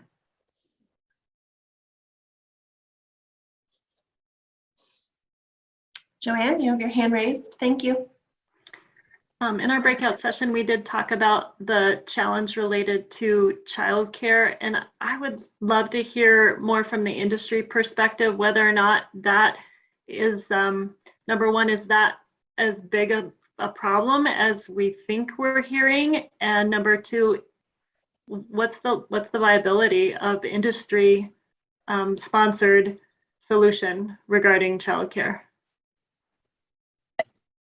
I'll comment on childcare because that's another crisis we are dealing with, and we do have this program at CSU, and we're heavily involved in those conversations. It is a giant crisis.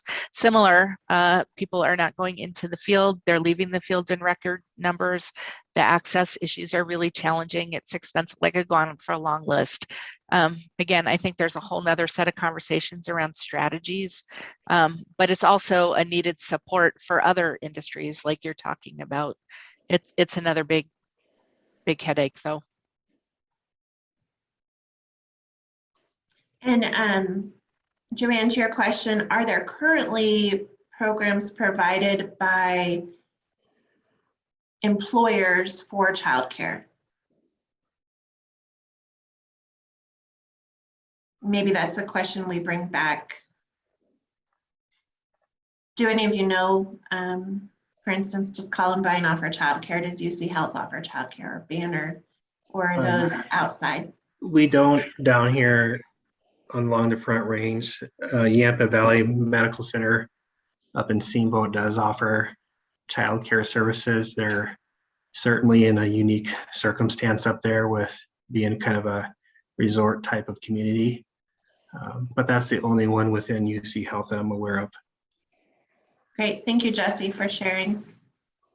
This is Joyce, and we don't at Columbine. We're actually about to do another survey. I've done many surveys in the past with our employee base, and surprisingly, they have not wanted a company provided daycare option on campus environment.